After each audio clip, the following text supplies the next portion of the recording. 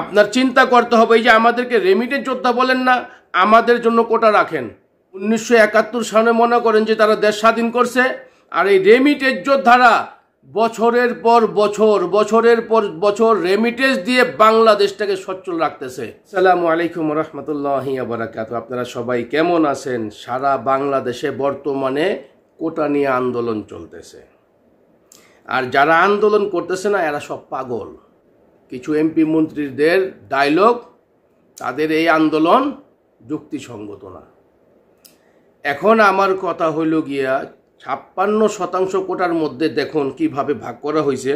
মুক্তিযোদ্ধাদের জন্য 30%, নারীদের জন্য 10%, জেলা ভিত্তিকের জন্য 10% এবং ক্ষুদ্র জনগোষ্ঠীর জন্য 5%, প্রতিবন্ধীদের জন্য 1%। কথায় কথা ওঠে, আমি একজন রেমিটেন্স যোদ্ধা, কথাটা মনোযোগ দিয়ে শুনবেন। 1971 সনে যারা যুদ্ধ করেছিল এর মধ্যে এখনো অনেক আল্লাহর বান্দা নেই, এবং কি এখনো যারা জীবিত আছে এর মধ্যে কতজন অরিজিনাল কতজন ডুপ্লিকেট আমরা কেউ জানি না। সারা বাংলাদেশের মানুষ তো ভাই আন্দোলন করবো না ভাই? এরা হকের লেগে লড়াই করতেছে। এরা কি সরকার বিরোধী যাইতেছে? সরকারের কোনো বাধা হইতেছে না। সরকারকে কি বলতেছে? আপনারা কোটা সংস্কার করুন। কারণ বাংলাদেশের মধ্যে হতদরিদ্র মানুষের শিক্ষিত ঘরের সন্তান আছে, নিম্ন আয়ের মানুষের শিক্ষিত সন্তান আছে, একটা কৃষকের একটা শিক্ষিত সন্তান আছে। তারা 30 বছর 32 বছর শিক্ষাগত যোগ্যতা অর্জন কইরা তাদের জন্য কোনো কোটা নাই, তাদের জন্য কোনো সুযোগ সুবিধা নাই। তারা চাকরির জন্য দিনের পর দিন মেহনত করতেছে। মানুষগুলো আন্দোলন করবো না কি করব? উত্তর দেন। যেমন এই যে আমরা রেমিটেন্স যোদ্ধা, আমাদেরকে রেমিটেন্স যোদ্ধা বলা হয়।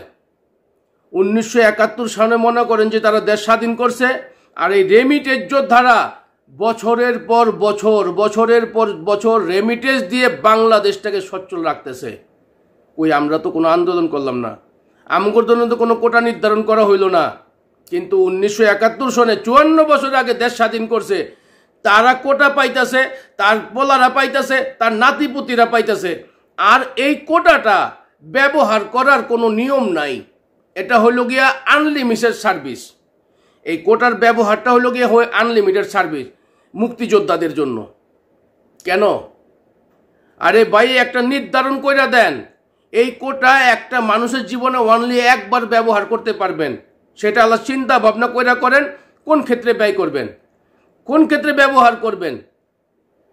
কোটা একটা দিয়ে দিছেন, আর এই কোটাগুলো যায় দেখেন গা, এর মধ্যে ওই সাধারণ মানুষের কেউ কাছে কপালে পড়ে নাই, সব কিছু অগ ভিতরের মধ্যেই রয়ে গেল গা। জনগণ আন্দোলন করবো না কি করব? এখন আমার এই ভিডিওটার একটাই উদ্দেশ্য, আমি বাংলাদেশ সরকারকে বলবো, আপনারা এই যে 30% যে মুক্তিযোদ্ধাদেরকে দিয়ে রাখছেন, এখানে কয়জন মুক্তিযোদ্ধা এখন জীবিত আছে, এবং কারা কারা কোন মুক্তিযোদ্ধার এই যে নাতি পুতি ও তাপলা এরা যে ভোগ করতেছে, এগুলো এখন বিবেচনা করেন।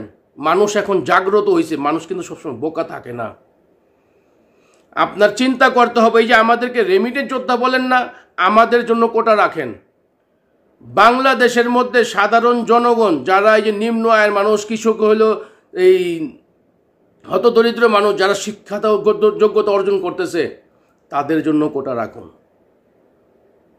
তো আমি প্রত্যেকের কাছে অনুরোধ করব, ভিডিওটা বেশি পরিমাণ শেয়ার করেন, যাতে আমাদের বাংলাদেশ সরকারের নজরে পড়ে, ন্যায় বিচার করেন।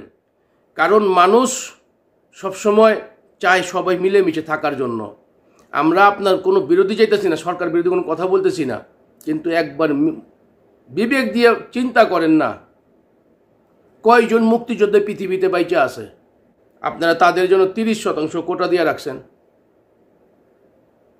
আপনারা গইটা দেখেন, কোনো সরকারি কর্মকর্তার লোকগুলা কি বেকার আছে কিনা, যে ঘুরে দেখেন, কেউ বেকার নাই। কি খুশি বুঝছেন? কিন্তু সাধারণ মানুষ, যারা নিম্ন আয়ের মানুষ, মধ্যবিত্ত মানুষ, কৃষকের সন্তান, নর্মাল মানুষের সন্তান, এগো জীবনটাই তছনছ হয়ে গেছে গা। তাহলে পড়ালেখা করে কি কইব? পড়ালেখা করার পরে যদি একটা ভালো একটা চাকরি না পায়, তাহলে এই পড়ার কোনো মূল্য নাই। তো যাই হোক, আমার কথা যদি কোনো ভুল ত্রুটি হয় ক্ষমা দৃষ্টিতে দেখবেন। আপনারা যেটাই করেন, নাই কথা বলেন, ন্যায়ের পথে চলেন। আল্লাহ তাআলা আমাদেরকে সেই তৌফিক দান করুক। আসসালামু আলাইকুম ওয়া রাহমাতুল্লাহি। আবার